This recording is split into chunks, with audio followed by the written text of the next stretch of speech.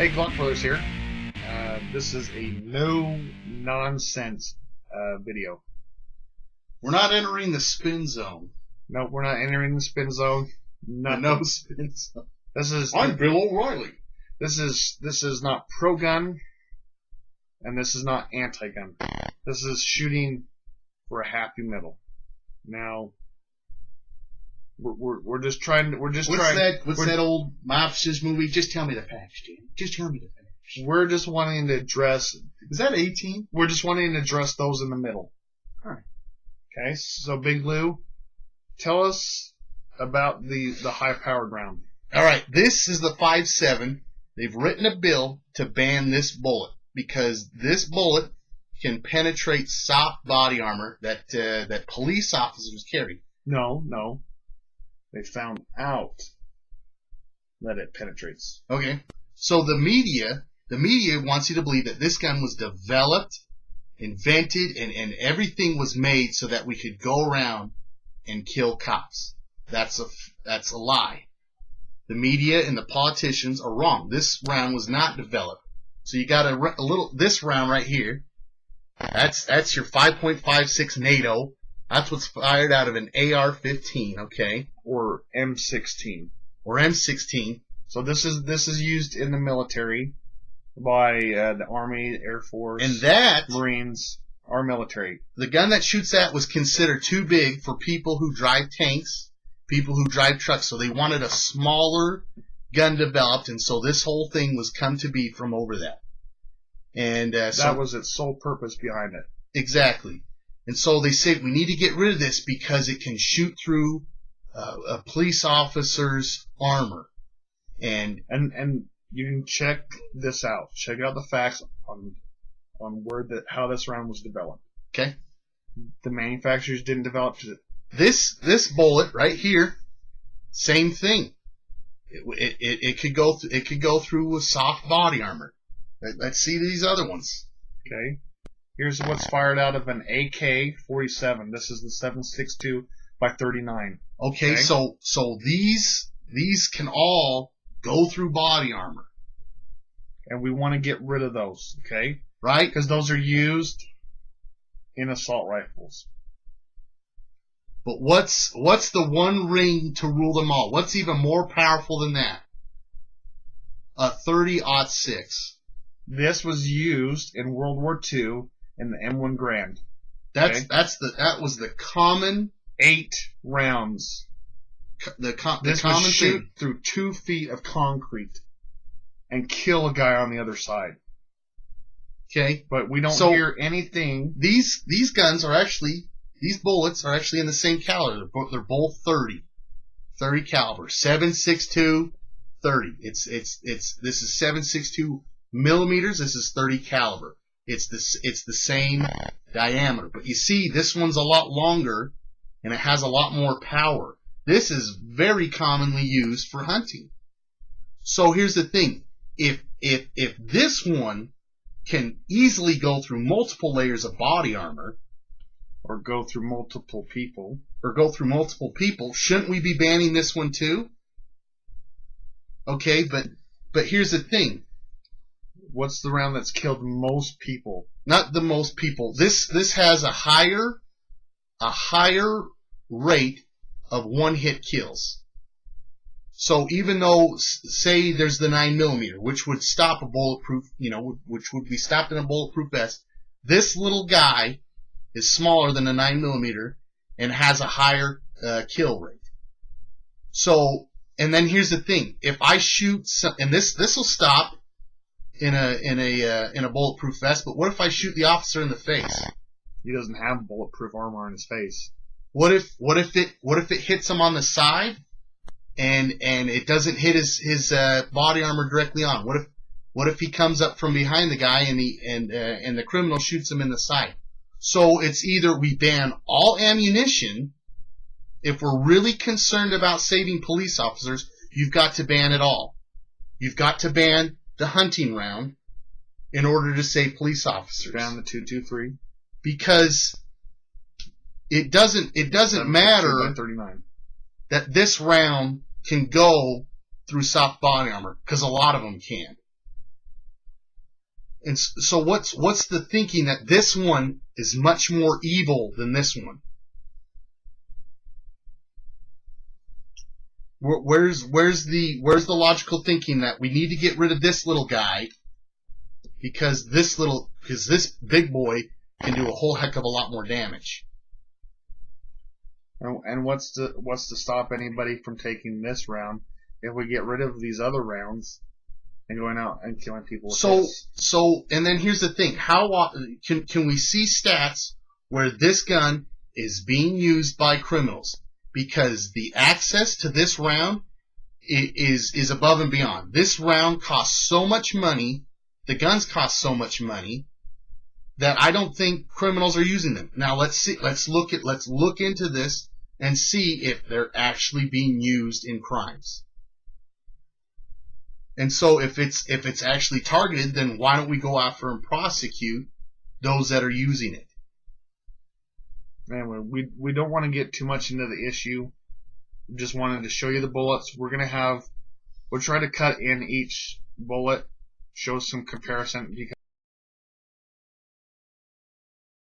So if you really want to save police officers, supposedly, you've got to ban them all, and that's obviously not going to be an option. So thinking that if we're going to get rid of the 5.7 caliber, we're not going to save anybody. We can't, and banning the round will do nothing. If these rounds are here used in a self-defense role from a 22 all the way up to a 30-06, and it's being used as a self-defense round, and we already know that judicial has ruled that police officers are not there for your protection. For your personal safety. So we're responsible for our own protection. We are responsible. So if you don't want to have a firearm, that's fine. That's perfectly okay. You have that right. Just like for those who do want to purchase a firearm, have that right to purchase it. Anyway, we hope this has been an informative video. We tried to stay exactly in the middle. And not touting either side of this argument, but addressing it to you there in the middle of this issue. We would like you to be on the program side. People on the media say that he had a 40 millimeter handgun. You know how big that is? That's a 40 millimeter cartridge. Okay? Can barely fit in the camera's view. This is actually a video from Nut and Fancy, from USA Today. It's published in papers. That was published in USA Today on the Aurora, Colorado shooting. What he was carrying. He was carrying 40 millimeter because someone wasn't checking, or they purposely put it in there because they don't know what they're talking about. Anyway, we'll stop right there. We don't want to get into it, but just there it is. Anyway, thanks for subscribing. Let's hear thanks your newcomers thoughts below, please. Let's hear your thoughts in the comment. Let's discuss this. You know, why should we eliminate this little guy? Because supposedly it's evil versus any of these others are just as lethal. And it's like Ben Shapiro said on Piers Morgan's channel. More handguns are used in crimes. But, you know, we're not seeing a ban on that. Why is it supposedly, why is this one evil? Just because the last couple of shootings have taken place where they've used assault rifle. If there was access limited to those, they would have used a handgun. If there's limited access to that, they would have used a knife. If there was limited access to that, they would have used a baseball bat. What about fertilizer in a truck? They would have used that. And with that being said, those that are mentally deranged and those that have played out 6 fantasies in their head by watching Hollywood movies with all this violence that have desensitized them to human life But we're not hearing about going out and banning Hollywood movies for having this violent sort of stuff. We're not going out and saying, okay, no mental people can come and see these movies or something like that. If that's an issue where, you know, the violence comes from, why not address the real problem, the person? The person committing these atrocities. It doesn't matter what tool he uses. Let's address the person. When a accident involving alcohol kills another human being, we don't blame the vehicle or the alcohol. We blame the person for being irresponsible and consuming the alcohol and then driving a motor vehicle. So there it is, as close as we can, straight down the middle. You obviously know from watching our channel that we are pro-gun, but we're just trying to have a nice, calm discussion and trying to meet the people in the middle and staying, you know, right there in the middle and taking the higher ground.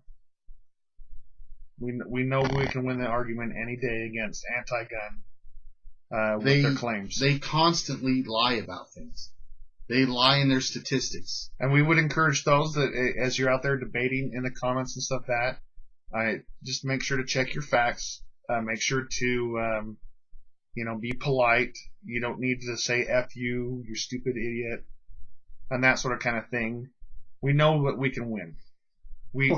There's a making you know, you don't like this guy from the Gun Owners of America. He's the president of the Gun Owners of America, and you're making a death threat against his life.